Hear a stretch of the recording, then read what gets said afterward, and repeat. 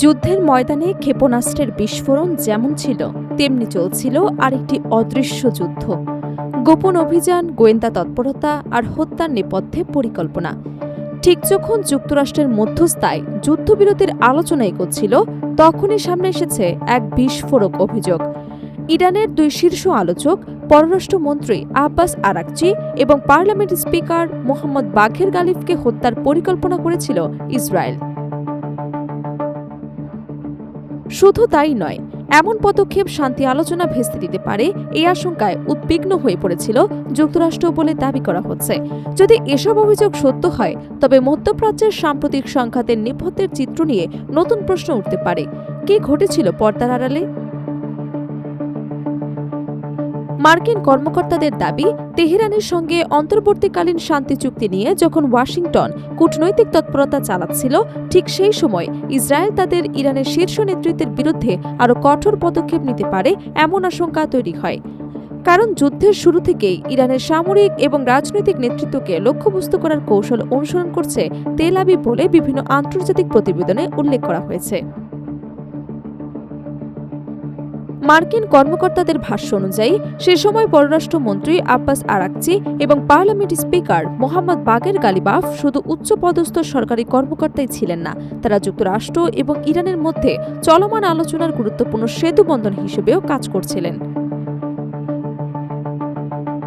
তাদের এই হামলার শিকার হলে শান্তি আলোচনা ভেঙে পড়তে পারে এবং সংঘাত আরও তীব্র আকার ধারণ করার আশঙ্কা ছিল।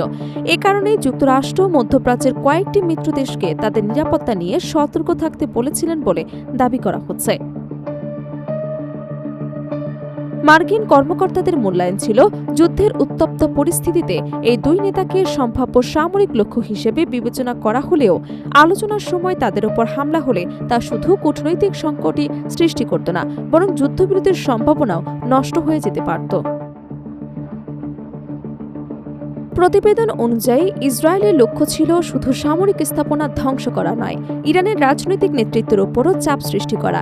এমনকি ভবিষ্যতে যাদের সঙ্গে আলোচনার সম্ভাবনা ছিল, সে বাস্তববাদী নেতারাও সম্ভাব্য লক্ষ্যবস্তুর তালিকায় ছিলেন বলে দাবি করা হচ্ছে।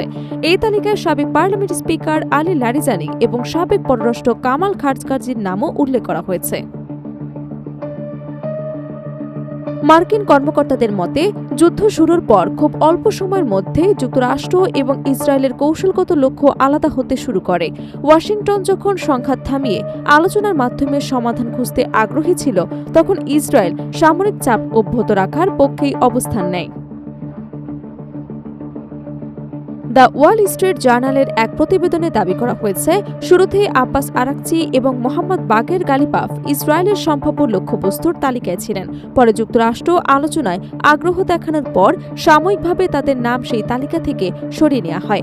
এমনকি অন্তত গালিবাফকে লক্ষ্যবস্তু না করার জন্য ট্রাম্প প্রশাসন ইসরায়েলের সঙ্গে যোগাযোগ করেছিল বলেও কয়েকজন মার্কিন এবং মধ্যপ্রাচ্যের কর্মকর্তার দাবি। অন্যদিকে ইরানি কর্মকর্তাদের ভাষ্য অনুযায়ী পাকিস্তান সফর শেষে ফেরার পথে গোয়েন্দা তথ্য আসে যে গালিবাফকে বহনকারী বিমানে হামলার পরিকল্পনা করা হয়েছে।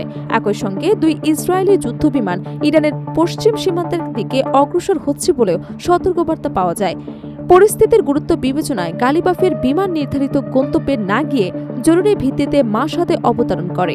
পরে প্রতিনিধি দলটি প্রায় ৮ ঘণ্টা স্থলপথে ভ্রমণ করে তেহরানে পৌঁছায়।